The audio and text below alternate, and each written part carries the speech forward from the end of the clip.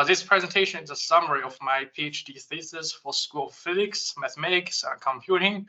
My name is Yutong Zhao. I'm a PhD candidate. The title of this thesis is Derivation and Implementation of Biologically Optimized Dose Prescriptions for Prostate Cancer Radiotherapy. My supervisors are Professor Martin A. Ebert, Dr. Pageman Roshan-Fazard, and Professor Annette Hayworth. So first, I'm going to give you a general introduction about the thesis. The prostate gland is a sealed organ situated in the inferior direction of the bladder and anterior direction of the rectum. And as you can see from this figure, the urethra is located within the prostate. And so the urine can travel through the prostate from the bladder by the urethra. The prostate cancer is a very common type of cancer diagnosed in the male. It was the second most common cancer in 2018 worldwide, with 1.3 million diagnosed cases, and it was the most diagnosed cancer in Australia with 20,000 cases. Moreover, the incidence of the prostate cancer is increasing because the average lifespan of the population is also increasing too. There are several treatment modalities for prostate cancer, which include the surgery, the chemotherapy, the hormone therapy, and today we're going to talk about the radiotherapy. The radiation therapy kills tumor cells by using the radiation beam. The major goal of the radiotherapy is maximizing the dose to a target and also to maximizing the tumor control. In the meanwhile, lowering the dose to the OARs, organ at risks, and so in this way, minimizing the normal tissue complication probability. In the conventional prostate radiotherapy, we normally going to prescribe a uniformly distributed dose distribution to the entire prostate. But the prostate cancer is well known to have high modificability and spatial heterogeneity. Therefore, a homogeneously distributed dose prescription to the prostate will potentially overdosing the prostate volume where don't have any tumor cells and underdosing the prostate volume where has a high number of the tumor cells. And therefore, the focal boost prostate cancer radiotherapy has been innovated. In the focal boost radiotherapy, an escalated homogeneously distributed dose has been prescribed to the intraprostatic lesions, IPLs. However, this technique still didn't consider the heterogeneity of the tumor cells within the intraprostatic lesion, and hence the BiRT, biologically targeted radiation therapy, has been innovated. The BiRT aims to generate and deliver a heterogeneously distributed dose prescription to the intraprostatic lesion, and so in this way to consider the heterogeneity of tumor cells within the prostate, and so to maximize the tumor control probability, and in the meanwhile minimizing the doses delivered to the surrounding OARs. 4 major steps, which including majority aims of this thesis, has been conducted. The step 1 is integrating a linear quadrat TCV model, which is a model calculating the expected tumor control probabilities with patient-specific special maps of tumor biological features, and also developing a workflow for generating voxel-wise optimal dose prescriptions. The step 2 is examining the feasibility of the developed workflow by producing those prescriptions for a patient cohort, and then quantifying the superiority of generated voxel-wise optimal dose prescriptions. The step 3 is developing a methodology to enable commercial treatment planning systems to accept the voxel-wise prescriptions, and next assessing the clinical feasibility and potential advantage of the developed BiRT approach on several treatment modalities. And finally, in the context of the methods of escalating dose to IPL or comparison of treatment modalities, comparing the relative efficiency of the plan derived from the established workflow. Next, we're going to talk about how we generated those voxel-wise optimal dose prescriptions by patient-specific biological information for the intraprostatic lesions. So in the previous research from our team, Haley, Reynolds et al., they gathered like 70 prostate cancer patients who removed their prostate gland, and by slicing their gland and dicing the prostate slice, Reynolds et al. Built a data set of histology information for this cohort. The cell density maps and tumor annotation masks were then produced for all patients by using the data sets. For each patient, the cell density map indicating the indicated the voxel level cell density distribution within the entire prostate, and tumor annotation masks contains the voxel level tumor location, the tumor grade, and cancerous proportion of the intraprostate lesions. By utilizing those two information, the cell density distribution and tumor annotation masks, we generated the tumor cell distribution map. We are indicating the tumor cell distribution within the intraprostate lesion. The detailed information about this methodology has been included in our published paper over here. So we have the tumor cell distribution map now. Before the generating of the voxel-wise optimal dose prescription, we have to find a way to incorporate the patient-specific tumor cell distribution to calculate the estimated tumor control, which resulted from dose distribution. In this project, we used a linear co-drug TCP model. The TCP tumor control probability is a formalism derived to compare various treatment regimes of radiotherapy, defined as a probability that given a prescribed dose of radiation, a tumor has been eradicated or controlled. The LQ TCP model for F-voxel is defined as a formula over here.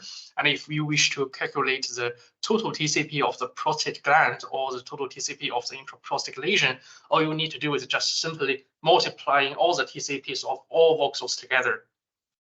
So for this LQ TCP model, it is manipulated by the clonation cell density, the tumor cell density, the voxel volume, the radiosensitivity parameters alpha and beta, the overall treatment time, the overall treatment duration, and the potential doubling time. Well, two methods has been used in this thesis to determine the values of the radiosensitivity parameters. In the first method, the radiosensitivity parameter alpha is assumed to follow a log normal distribution, as a line drawn over here. This distribution is defined by a mean value and a standard deviation. In the second method, it was hypothesized that the radiosensitivity parameters alpha and beta are determined according to the different Gleason patterns. So what is a Gleason pattern? When people grading the tumor cells in the tumor annotation masks, they utilize the Gleason score. The Gleason score represents the likelihood of tumor aggressiveness and is defined as a sum of the primary and a secondary Gleason pattern. And we calculate the Gleason pattern dependent radiosensitivity parameters based on a modified methodology proposed by Gobali et al. So by modifying the methods of Gobali et al, we did a lot of modification to his methodology. The Gleason pattern-dependent radiosensitivity parameters were calculated for 20 published alpha-beta ratio. Once we determined the radiosensitivity parameters for a 62 patient cohort, we generated the voxel level optimal dose prescriptions that have maximized the TCP by utilizing LQ TCP model, tumor cell distribution, and an optimizer. 3 plans has been established for this task. In the plan A, the optimal dose prescriptions were generated by log normal distributed radiosensitivity parameters. And in the plan B and the plan C, the prescriptions were generated by Gleason pattern dependent radiosensitivity parameters. And those two plans has different alpha-beta ratio. The figure here demonstrates the process how we generate the optimal dose prescriptions. So we first have the tumor cell distribution map, indicates the tumor cell distribution of intraprostate lesion. And next, we downsample this map to facilitate the optimization process. And finally, we generate the optimal dose prescription based on the downsample map and our optimizer. Here is an example of the results. It's quite clear to see that the TCP distribution, which resulted from the uniform dose distribution, is kind of distributed heterogeneously within the intraprostate lesion. And if you still remember that the total TCP is calculated by multiplying all the TCPs of all voxels, and therefore a homogeneously distributed TCP distribution will lead to a lower total TCP. However, the TCP distribution resulted from the optimal dose prescriptions is kind of distributed more homogeneously. And so in this way, such a TCP distribution will lead to a higher total TCP. So across all 3 plans for all the dose prescriptions, the optimal dose prescription can always achieve a higher TCP than the uniform dose prescription. We even deployed a simple random forest regressor to predict the TCP improvement by the optimal dose prescription. and the results is pretty good. The predicted results has a pretty low root mean square error with the ground truth. So in the last chapter, we talk about patient-specific biological information, use that to generate the optimal dose prescription for the prostate. And in this chapter, we're going to talk about using both patient-specific and population-based biological features to create optimal dose prescriptions for the entire prostate gland. So what is a population-based biological information? It will derive from the patient-specific biological information of a cohort, and its methodology is proposed by Robert Finnegan et al. So in summary, the cell density maps of each individual and also the tumor probability maps of each individual, which derived from the tumor annotation masks in this cohort, were deformably registered to a common reference geometry. The cell density and the tumor probability distribution for each voxel were fitted to log normal and linear normal models, respectively. And so in this way, we can generate the cell density and the tumor probability atlas, which indicates the population-based cell density and tumor probability distribution.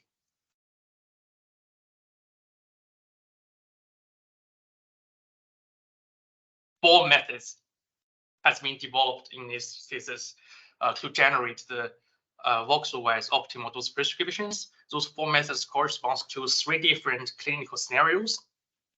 In the method 4, it utilized the patient-specific cell density and tumor probability distribution. So it corresponds to the scenario where we have all the patient-specific biological information. The method 3 corresponds to a scenario where we don't have this patient-specific cell density distribution. So instead of that, we utilized the cell density atlas, the population-based cell density distribution in the method 3 to generate the optimal dose prescription. Method 1 and method 2 corresponds to a scenario where we don't have any patient-specific biological information. Method 1 assumed a homogeneously distributed cell density and tumor probability distribution within the prostate. The method 2 utilized the population-based cell density distribution and tumor probability distribution. So for 4 methods, we generated the optimal dose prescription for 63 patients for 4 different fractionation schedules. Those fractionation schedules include the extreme hyperfractionation, the moderate hyperfractionation, the conventional fractionation, and the whole pelvic RT plus SBRT boost. The TCP results of all the prescriptions were listed in the box plot over here. So the prescriptions of method 2 to 4 improved the TCP significantly relative to uniform dose prescriptions. That is a pretty good result. It indicated that even without using any patient-specific biological information, by just using the population-based biological information, we can still achieve a significantly improved TCP level. The TCPs of method 4 prescriptions were significantly larger than that of the method 2, which kind of makes sense. The largest and the smallest TCP improvements were observed with conventional fractionation and extreme hyperfractionation schedule, respectively. That means the conventional fractionation schedule benefited the most from the optimal dose prescriptions. The TCPs of method 3 prescriptions were larger than that of the method 2. The method 2 to 4 prescriptions significantly escalated the local TCP of the entire posterior prostate. That because most of the intraprostatic lesions, they were found in the posterior part of the prostate. So the optimal prescription method 2 to 4 will deliver higher dose to that region, so to escalate the TCP of the posterior prostate. Okay, after we generate that many prescriptions, we're going to try to implement those prescriptions into the clinical situation, and so to generate the clinical acceptable treatment plans. In this very research, we selected 3 patients who had different dominant intraprostatic lesion volume from low to high. This research also included 4 treatment modalities of external beam radiotherapy. The external beam radiotherapy is a kind of treatment technique where we deliver the radiation beam from outside of the human body. Those modalities include volumetric intensity-modulated arc therapy, the cyberknife tomotherapy, and intensity-modulated proton therapy.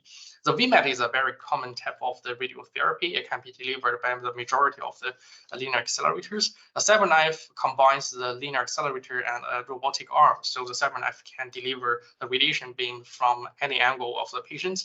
The tomotherapy combines the CT and a linear accelerator. It was suggested that the tomotherapy can achieve a highly conformal dose distribution to the target by giving the radiation dose to the patient slice by slice. Those three treatment modalities are the photon therapy. They utilize the photon particles. The intensity-modulated proton therapy utilized the proton particles, and because the bragg peak of the proton particles, the intensity-modulated proton therapy can achieve a highly conformal dose distribution, and in the meanwhile deliver a very minimal dose to the surrounding organ at risks. Because the voxel-wise dose prescription cannot be accepted by the mainstream commercial treatment planning system, we have to generate the structure-based dose prescription first. A novel methodology of producing structure-based prescription was developed in this project. A workflow of that is illustrated in the flowchart over here. This methodology is pretty complex, but in simple, it encompasses two optimizers, one responsible for generating the optimal contour of substructures, and another one responsible for prescribing the optimal dose number for each of those substructures. And as a figure illustrated over here, for a structure-based dose prescriptions, it contains several substructures over here, and each of those substructures were prescribed with the optimal dose, so to maximize the total TCP of the entire prostate. This study included two different treatment planning approaches: homogeneous DLL boost and heterogeneous DLL boost. Both approaches prescribed 35 gray in 5 fractions to the prostate and up to 50 gray in 5 fractions to the dominant intraprostatic lesion. However, for the heterogeneous DLL boost, the DLL boost was achieved by structure-based dose prescriptions that contain 4 substructures. And to regulate the entire treatment planning process, we developed a treatment protocol and sent it to all the participants. We received plans from 6 treatment centers by using 5 different treatment modalities, which include electroversa, variant tubing, cyberknife, tomotherapy, and intensity-modulated proton therapy. We received the variant tubing plans from 2 separated centers. The TCPs of homogeneously DLL boost plans of all treatment modalities were illustrated in the bar chart over here. So for all 3 patients, the electroversa plans demonstrated the highest average TCP. For variant tubing set 1 and 2, different TCP levels were observed for the same patient, especially for patient 1 and patient 3. This indicated that even with the same treatment modality, even with the same treatment protocol, the TCP of the plans still could be different in many cases the uncertainties of the planners. For patient 3, the tomotherapy plan reached the lowest TCP among all treatment modalities, although it delivered doses to dominant intraprostatic lesions that are approximately equivalent to other treatment modalities. This indicated that without the guidance from the structure-based dose prescription, the planner will potentially overdosing the volume, prostate volume, don't have any tumor cells, and so to lowering the total TCP by using the same amount of the doses. The dose distribution and TCP distribution of cyberknife plans for patient 3 were demonstrated in the figure left over here. And it's obvious to see that the TCP distribution that resulted from the homogeneous DLL boost underdosed the volume near the middle of the prostate and near the edge of the prostate. However, the TCP distribution which resulted from the structure-based dose prescription cannot fix this problem by delivering higher dose to those 2 regions. Among the heterogeneous DLL boost plans, 55% of plans achieved higher TCP compared to their corresponding homogeneous DLL boost plans. 45% of plans achieved lower TCP, but with a very, very little difference with their corresponding homogeneous DLL boost plans. The several-life and elective versa modalities exhibited increased TCP for heterogeneous DL boost plans over homogeneous DL boost plans for all patients. The most substantial TCP enhancement by 4% was observed in the intensity-modulated proton therapy plans for patient 2. The IMPT plans also planned the lowest dose to the rectum, which means the proton therapy can offer the best protection to the rectum. We also calculated the Pearson correlation coefficients between the planned dose and tumor cell numbers. The coefficients of heterogeneous DL boost plans significantly exceed those of homogeneously DL boost plans, which indicating that in the heterogeneous DL boost plans, more doses were delivered to the prostate volume where housing higher number of the tumor cells. And next, we can talk about this BiRT approach in HDR brachytherapy. So what is a brachytherapy? The brachytherapy is a type of internal radiation therapy that delivers radiation dose by radioactive source inserted directly into patient's body. So in the high-dose rate HDR prostate cancer brachytherapy, the catheters are inserted into the patient's prostate, and so the radioactive source can travel through those catheters to deliver radiation to the surrounding prostate tissues. The dose conformity of HDR brachytherapy is achieved by varying the time the source devolves at each devolve position. One of the disadvantages about conventional HDR brachytherapy is we are able to modulate the intensity of the radioactive source within the prostate, and therefore the intensity modulated brachytherapy has been innovated. By dynamically controlling the rotation of the platinum shells placed inside the catheters, the intensity modulated brachytherapy enables to modulate the intensity of the radioactive source and so to shape the dose distribution around the radioactive source. The intensity modulated brachytherapy has been shown to offer the reduction of unintentional doses to OVRs, or allowing dose to escalate for prostate brachytherapy monotherapy without increasing urethral doses. And again, we have two different treatment planning approaches in this research, homogeneous DL boost and heterogeneous DL boost. Both approaches prescribed 15 gray in 1 fraction to the prostate and 21 gray in 1 fraction to the dominant intraprostatic lesion, whereas the heterogeneous DL boost achieved the DL boost by the structure-based dose prescriptions. The resulted plans were named as a Plan BT, Plan MBT, Plan MBT BiRT, and Plan BT BiRT. We used the exact same 3 patients as what we used in the previous research. Because patient 1 has a relatively small dominated intraprostatic lesion volume, so the DL boost of patient 1 will be conducted by 2 substructures in the structure-based dose prescriptions. And as for the rest of 2 patients, their DL boost will be conducted by 3 substructures in the structure-based dose prescriptions. The DMIN and TCP, the average dose delivered to the target, and the tumor control probability of all plans were demonstrated in the bar chart over here. The Plan MBT BiRT achieved the highest TCP for all 3 patients, especially for the patient 2 over here, which reached the highest TCP with the lowest dose delivered to the targets. Compared to the Plan BT, the most substantial TCP enhancement by Plan MBT BiRT was observed in the patient 3, who exhibited the largest DL volume. This indicated that the patients with a larger DL volume will benefit more from the BiRT approach.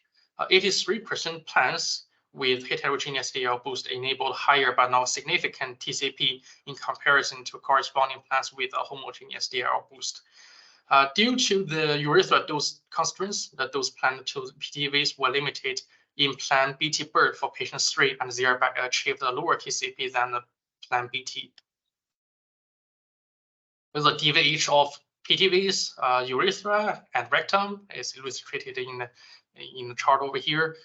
So in simple, in comparison to brachytherapy plans, the intensity modulated brachytherapy plans planned with higher doses to PTVs, which include the PTV of the prostate and the PTV of the dominant intraprostatic lesion. The brachytherapy plans planned lower doses to rectum than the IMBT plans. relative to the brachytherapy plants, the IMBT plants reduced the doses for almost the entire urethral volume. So thereby, we can see the BiRT approach provides the optimal intensity-modulated brachytherapy treatment. That because first, the homogeneous DL boost plants will generally achieve the lower TCP than heterogeneous DL boost plants, and therefore the BiRT approach can escalate the TCP for the treatment plants. And for heterogeneous DL boost plants, those planned to target were limited by the urethral dose constraints. However, the intensity-modulated brachytherapy, this technique enabled significant lower urethral doses than relative to the brachytherapy plans. So the combination between the BiRT approach and intensity-modulated brachytherapy can produce the treatment plans with satisfactory TCP level and also with lowering dose delivered to the urethra. Conclusions. So in this project, we developed a methodology to generate voxel-wise optimal dose prescriptions, a pipeline to generate structure-based dose prescriptions, and a treatment planning protocol to create treatment plans by BiRT approach. We also implemented the generated prescriptions into treatment planning to produce the clinically acceptable treatment plans. And finally, we evaluated those produced treatment plans.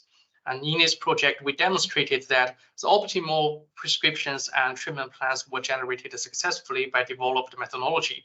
The results show that the BiRT approach can lead to treatment plans with higher TCP. We are not significantly escalating unintentional radiation to surrounding OERs. The BiRT approach provides optimal intensity-modulated prolotherapy and intensity-modulated brachytherapy treatment plans. This thesis will produce 5 published papers. For now, we published 2 of them. One published on the cancers, another one published on the medical physics, which are all the leading journal in the field of the medical physics. And one of the paper over here has been selected as a cover of the journal. We will publish this rest of 3 papers very soon in the future. The references, acknowledgement. This thesis, this project cannot be accomplished without the supporting from all those great people. I want to give my the greatest thanks to all my supervisors, Professor Martin A. Ebert, Dr. Paige-Van Roshan-Father, and Professor Annette Hayworth, and also all the members in the BiRT team, all the members of my co-authors, and all the members in the UW Medical Physics Machine Learning Cluster.